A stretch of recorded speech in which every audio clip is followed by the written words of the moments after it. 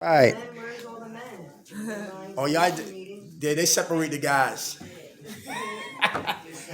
Who woke us up, ladies? God. Grant us serenity to accept the things we cannot change, the courage to change the things we can, and the wisdom to know the difference. God's will, not ours, be done. Amen. All right. Thank God for last night's rest, this morning rise. Thank God for His grace and His mercy. Grace is always giving me what I don't deserve, and mercy is not giving me what I do deserve. And for that, I'm eternally grateful. How everybody doing? Good. It's good to be back here at Kirkbride. Yesterday we was in Washington, D.C. for the first time at a recovery program called SOME. And that acronym stands for So Others May Eat. Oh, wow. Yeah, nice place in D.C. We was in the northeast part of D.C., right? And we got there, like 20-some people, it was like 150 people in the building, like 30-some people came downstairs. We had a good time. Listen, it's immaculate. Downstairs, they have an elaborate kitchen downstairs, the coffee, they had a pool table, they had a big 65-inch screen TV. Go upstairs, they gave us a tour. They got washer and dry in the units. You go upstairs, one side have their own efficiencies. This side right here, the shared kitchen. You go outside on the patio. They had beautiful trees. Don't you know the long chairs you stretch out like you at the beach? They had like 8 of them up there. Listen, like you would have never knew you was in a recovery transitional facility. Transitional. Yeah, transitional, right. So DC is beautiful. I don't know why you want to jump up and go, but DC is nice. Eagleville used to be like that. Eagleville was beautiful. Eagleville still is beautiful. I was just there in October. Yeah, Eagleville. I like Eagleville. I'm in rehab every couple months. I was there in 2000 yesterday. They closed Einstein down, right? But the guys used to be at the bottom of the hill. Yeah, they don't. Yeah, they shut that down. Yeah. The jail part. Yeah. Come on. Your hand up. Yeah. All right. Oh, okay, all right. This morning, lady, we're going to talk about addictive relationships. Oh my God, this is like Addictive relationships, okay? And we're going to get in like bank robbers. If anybody got something on your hearts and mind that you can relate to that, we would love to hear what you got to say. I don't know everything. I don't want to know everything. I come to what? To listen. And to what? Learn. All right? So I can, so this group can be real effective and it can help somebody else. All right? Here we go right here. So we done at 11 o'clock, right? I'm not sure.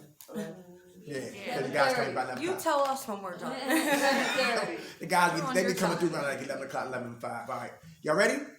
Let's go. Number 1, addictive relationships. Oh God. The guy off the name is Terrence T. Gorski. All right. And he wrote about addictive relationships. And he said why addictive relationships do not work is because individuals do not what? Work on themselves. They find, they hunt, they codependent on what? Trying to save the other significant other instead of what? Working on themselves. And it becomes addictive. And they're related. And they related to what? Not related. Drug. Yeah.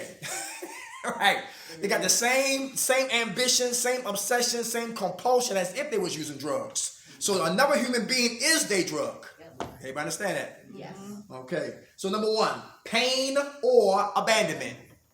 Pain to stay in a relationship, to leave the relationship. You are familiar with him, right? You've been with him for years. He gave you kids. He didn't start off crazy. Everything began beautiful. Oh my God. It started beautiful, then it got what? Crazy, right? Some men, ladies, hide behind pride. Right. Stands for primary reason I die early.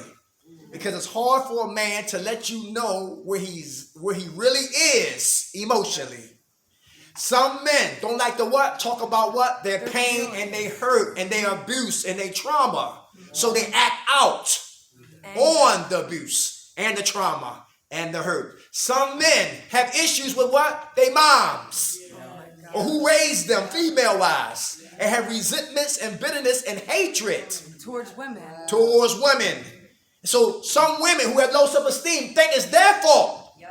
Why they so significant other is acting a fool. Oh my God. One woman said when she had her children, she said he was cool when they got together, but as soon as she got pregnant, he got crazy. Oh my God. As soon as she got pregnant, he got crazy. Once I had the baby. Once I had that little nugget. The pain to stay And who here, my hands used to shake coming home. Because my ex-wife, she was abusive. Now let me tell you why. Listen, whenever we have a why in our lives, and that why is not answered, we can have resentments. Everybody catch that? Yes. Whenever you have a why in our lives, and that why is not answered, we can have what? Resentments. My ex-wife, because I was in an addictive relationship with my ex-wife. Because I had low self-esteem and I got tired of masturbation. I got tired of imagination, trying to undress women. I wanted what? Fornication. So it was really lust, really not love. It was lust, not love. It was lust disguised as love. Very good. And we only lasted for 6 years. Come on. I was in a relationship with somebody that I found out. I realized when I really thought about it, it was because of sex. And I moved out and moved in with her, or we found a place after that, and I wound up leaving NA because when we broke up, I basically alienated myself from my sponsor, my friends, my whole support group, and nobody wanted to speak to me. Like, nobody called me, nobody checked in on me because I had stopped going to my home group. I was basically just busy working all the time because she didn't want to be with me unless I had enough money to contribute. And whenever I didn't, or actually I did, I always had money to contribute, but if I didn't work as much as her and wasn't as miserable as her, she didn't, like working, that's what equated to money. Didn't matter if I had the money, if I wasn't working as many hours as her. She was jealous. Everybody hear that? That's crazy. Yo, the human beings are crazy. Yes. We are crazy. Everybody hear that? Yeah. That's real, for real. That's crazy. That's why they say take time with yourself first. And I only had 4 months in recovery. She had 10. She had 10. Okay, 10 years. She had 9 years when I met her. Okay. And then I relapsed for a day because I thought I would be less inhibited with sex. Because I was scared. It was my first time I'd ever had sex clean. So I'm open and honest about these things. I like it. They're serious. Very good. It's definitely a serious thing. We're all adults, and it was the first time in my life that I ever did. And so that drove me to loosen up. I took some benzos, and they gave me a piss test because they knew that I was different. They knew I was different that day. The girls in my Oxford house. I copped to it. I said yeah, and then I just stayed clean again for like another year and a half, but didn't last long. And when we broke up, I just left the house, and I left NA by the time my birthday rolled around. From October to December, I was using. I used in December. How much time you got clean now? Now I have like 52 days. Hey. Yeah. Thank you for sharing that. Good food, sis. Come on. What's your name? Tanya. Hey, Tanya. I got 9 days. 9 days. I've been in a physically abusive relationship for over 9 years, and I still shake when I see people fighting on the train or walking around. When I see a fight, I don't know, I tremble when I get all freaked out. But it's been years. Okay. Everybody hear that? I mean, I ain't had no great relationship, but it wasn't physically, Right. about 9 years. I understand that. To see other people go through it, it still triggers her. Thank you for sharing that, sis. Okay. Thank you for sharing that, Tanya. Come on, 1 and 2. Hi, my name is Jessica. Hey, Jessica. I appreciate your honesty and everything else about that. I was in a severely abusive relationship for 6 years. I was physically, sexually, mentally, verbally. Every type of abuse you could imagine I suffered, and I was almost killed twice, while pregnant. And you can hear a person's name, I would shake with trouble. I had the fortunate experience to go to Seabrook House and had something called EMDR.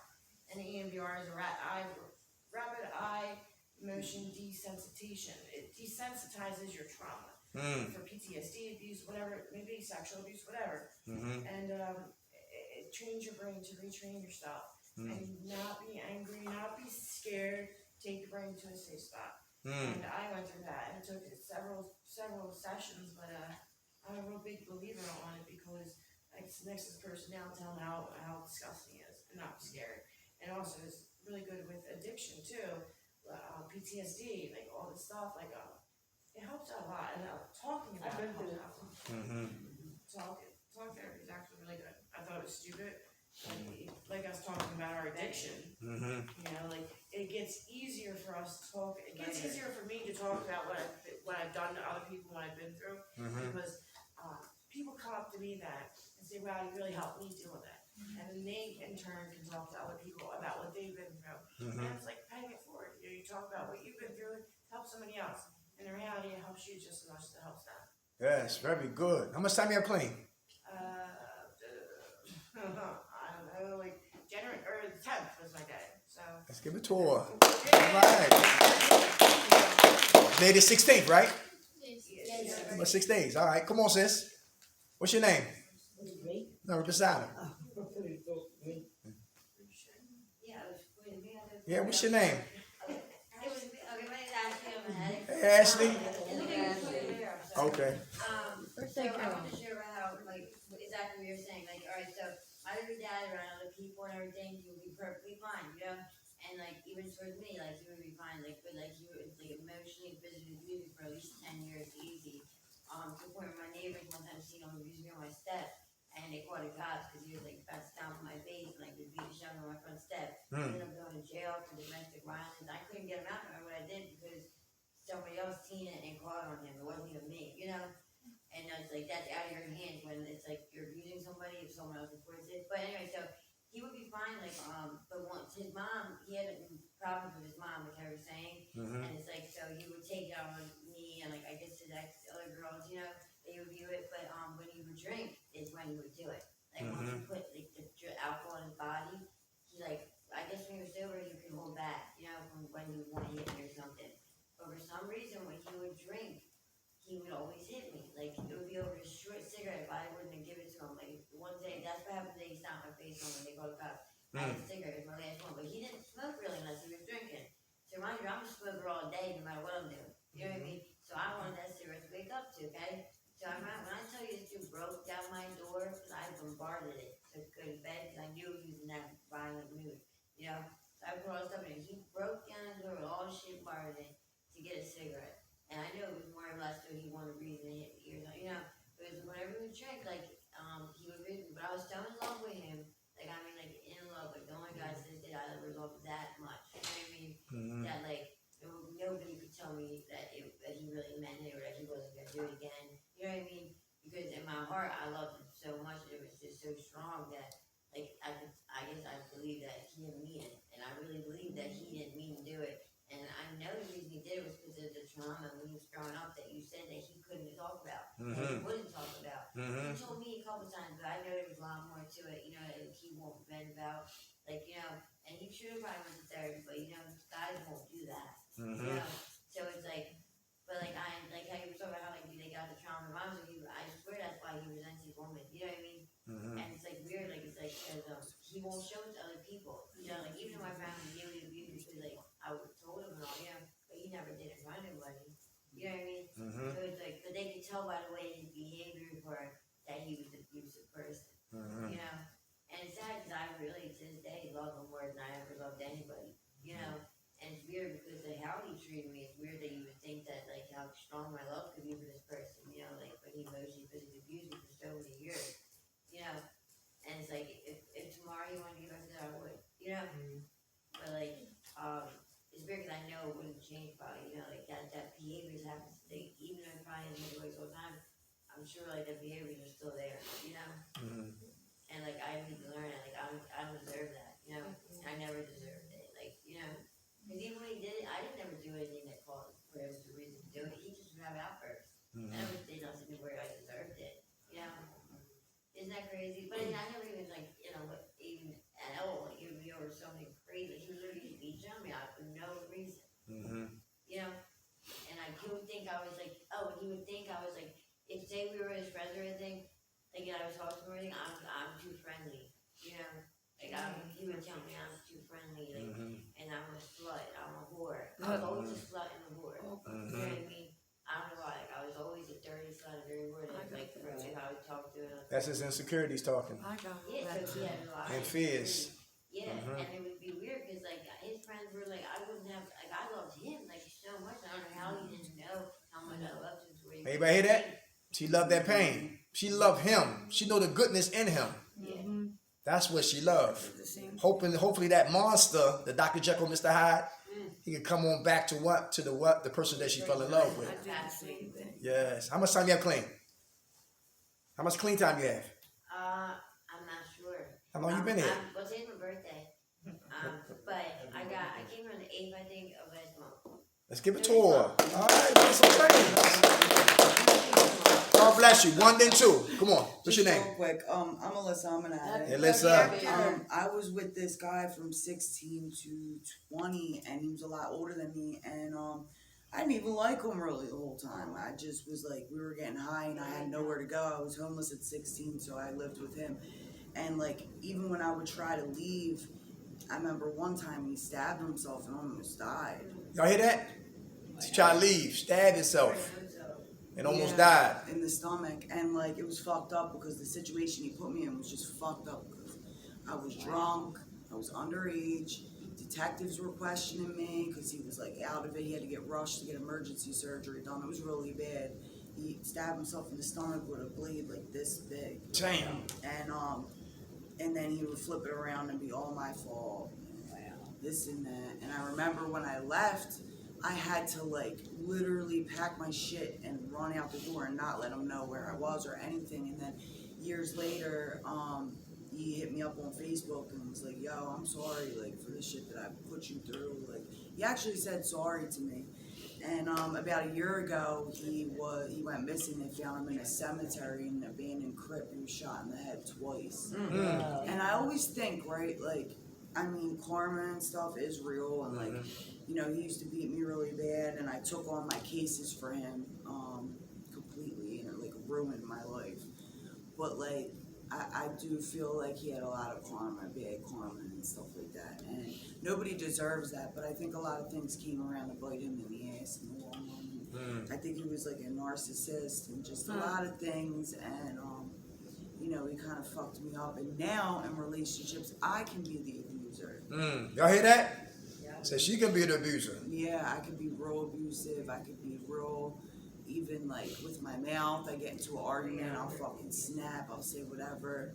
And it's a problem that I have because I'm so afraid of it being done to me that I let it be known. Not me, the fuck out of here. So I try to do it first. And that's not going to work either. That's not fair at all. So I guess that's where the steps come in, and I got to start really working on that. And I tend to do it to people I care about the most. I really go off. I don't really care about you, I won't. But if I do, the worst thing you can do is hurt my feelings. But I got to learn how to grow up and like really just calm down a little bit. Good food, sis. Yeah. And our condolences to your to the brother. Yeah. How much time you have clean? Since September 2nd. Yeah. Okay, all right. Months change. Good food, y'all. Good food. Come on, sis. What's your name? My name's Jackie. Hey, Miss Jackie. How are you? Actually, I can understand where you're coming from with that strong love. I got pregnant with my daughter, and he left me as I was pregnant. But for some weird reason, we got together when she was 3. I was bartending at the time, and we had a wedding to go to. And I told him, go to the wedding, just come back to the bar when you're done. I'm not giving up a $900 night to put $200 in an envelope, just meet me when you're done. Just come. Well, he came in the bar already with another girl. Went to the bar, went down, sat with my boss and all my friends. My boss called me around the back and he said, I want you to go home. I said, I'm not going nowhere. He said, you want to go home? I said, no, I'm not. He said, I said, you think you know what I'm going to do. You think I'm going to go around there, cause a scene. You think I'm going to feed him into him? You're mistaken. It was the hardest thing I ever did in my life. I went around and waited on them all night long. 3:30 in the morning, I went home, woke my mother up, and I cried. I was got a 5-year-old that just lost her best toy. I never just felt like someone reached inside my gut and ripped everything out of me, not just my heart, everything. You know what the funny thing is? I'd still go back to him this day. I honestly would. That's how much love I have for me. How you doing now? Me? No, you My father, I don't know how he's doing now. Okay. He stays away from me. Okay. But How's your daughter? my daughter's great. She's married now. She has her 2 beautiful children, her own home, Good. great, she's a nurse Mm-hmm. Good shit. at Children's Hospital, and, yeah. And Oh. she did, I will give her credit, because, she went to a Peggy Cook tournament one year, and he works at them tournaments over here, and she walked over to him, she said, "You Michael Shank?" He said, "Yeah." She goes, "Well, I'm your daughter Lauren. Nice to meet you," and walked away. They did talk for a little bit, but then she just found she had no time for him. Mm-hmm. I always said that with my kids, you know, what happened being your fathers is a total different thing. If you want a relationship with your dads, I'll respect that. And if you don't, I'll respect that too. And I'm not gonna choose for them, like stay away from, you know what I mean? Like, as they get to be that age to make the decision, That's what I have good. to do. That's good. How much time you have clean? Well, this time around a week, I just left here a month ago. All right, a week. Your hand is up. Come on. What's your name? Maria. Hey, Red. Maria. So I get that like the sick love and you know the pull of that person, you know that particular person. You know I had this girlfriend, my first love, the woman that I came out to my family for, and she after my dad, we buried my dad last June, not this past June, but the one before it, in 2020, and I had broken up with my girlfriend of 8 years now, and I hadn't spoken to that you know my first love. That we broke up because of my using, and she really put me through the ringer over my using, and I thought that it was just me like being a disgusting junkie, and I couldn't stop myself. You know, at that time I had quit like just on pure willpower, weaned myself off with dope, and just I made it like 8 months too. And you know, she had her own, and she drank and she did coke once in a while, and smoked weed, and you know, we don't know about recovery. Like, you know, you don't know that like replacing other drugs, or you know, or that like you just think that like, you know, if you don't have a habit, you're clean, or this and that. You know, it's different when you learn. So, you know, come now, it was almost 12, 13 years since we had even seen each other, and I had just, you know, had an argument, like brushed my girlfriend off of 8 years. I didn't really think it was going to be coming to an end, and I really needed to be focusing on myself and getting myself together. And I was just buried the last person, like he's the closest person to me in the whole world. I mean, he was my best friend, and I was in a very vulnerable place. And you know, my niece was like, "I'll give you," you know, she gave my phone number to this my ex from a long time ago, and she wriggled her way back in, like she had kids at this point, and she was living with a man, and lied to me about where she was, like how intimate she was with this guy, and got me involved. Like I even got involved with her in an affair. Like I just threw away like everything, like the whole world didn't exist. It was just this chick again. It was all, she was my drug. But of course drugs were my drugs, because I came right off of methadone like immediately, because you know like he drove me, and I can't drive if I see she you know like so I was in a predicament. I was using, and she was also in a whole other drug for me, and the whole time she was berating me and belittling me over using. She was drinking, and I didn't know that how much she was drinking. She was like a total alcoholic, like terrible. She was a terrible person. And I had no idea until like slowly over the summer she just started to show herself to me. And I got kicked out of my home. Like I wrecked a relationship and all this stuff, and wound up being homeless, staying with her 2 children, who she would get drunk and tell me I had because you broke my heart. Because of addiction. Broke my heart because you couldn't stop getting high. I'm like, literally, I'm like, you're saying you're saying this to me while I'm clean and you're drunk. Like, that's insane. So yeah, like, You want to see what you do now with David. exactly. I mean, it's just so crazy. And look, all that's good examples of what? Pain. Yep. Or what? Abandonment. Yeah. So to leave the pain, we feel the what? Abandoned. Yeah. But the abandonment, being by yourself and all the memories, hurts. Fear of being by yourself. Right. And you wind up going back to what? The pain. Abuse. So either way on the spectrum, it's addictive and it's not healthy. All right. Number 2, superficial involvement. What's that? Superficial involvement. That means Dennis Rodman and Electra Karma. Karma Electric. Karma Electra. Thank you. That's superficial involvement. She was big at that time. And he was too. He won 3 championships with the Chicago Bulls, and they got together. I think it was publicity stuff. Yeah.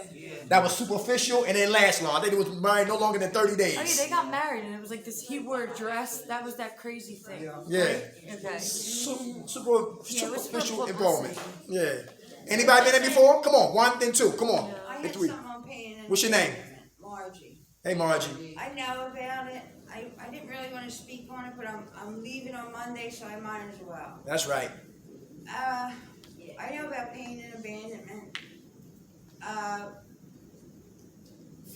3 guys. The first one turned gay. The next one died. The next one died. And the one I've been with now, I'm just waiting to drop dead or something. The first one, he turned gay on me. The second one, he died of a disease called ALD. It's adrenal leukodystrophy. It's a disease that the mother passes on to her boys. And him and his 2 brothers had died from it.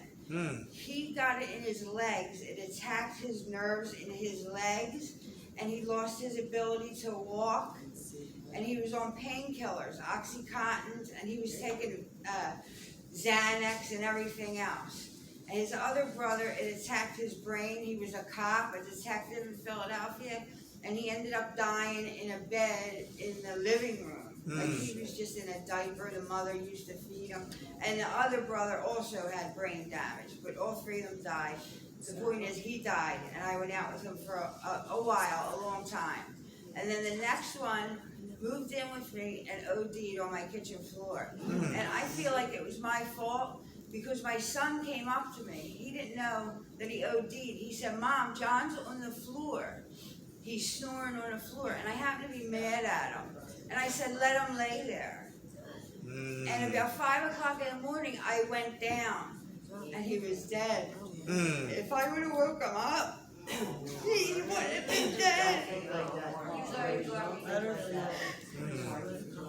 Now, the last one I've been with for 10 years, and he was homeless, and I just felt sorry for him. And he's like abusive. He's got brain damage a little bit. Like he's been around, and I'm afraid to that something's gonna happen to him now. Can't live like that. You gotta live for today. And I don't know. I don't know. That's all I got. I didn't share that, but I just had to get that out because I figured I'm leaving Monday, and you happen to be talking about pain and abandonment. Yes. Thank you for sharing your story. And that's all I got. How much time you clean? That was not your fault. A month. Give it to her. Our condolences, sis. Where you going Monday? Where you going? Home. You going home? You ready? I hope so. Okay. Who lived at the house when you going to? My son. Okay. How old is he? And the one that I'm saying is lurking around somewhere. Okay. Yeah, she said he's lurking around. All right, listen. You're going to stay plugged in, right? Yeah. Make meetings. Work on getting a sponsor. Yes. A home group. Very good. Step work. Yes. That's right. You can't go wrong, right? Right. Okay. We love you. All right. We love you. Thank you. Our condolences, okay? Yeah. All right. Like they say, don't beat yourself up, okay?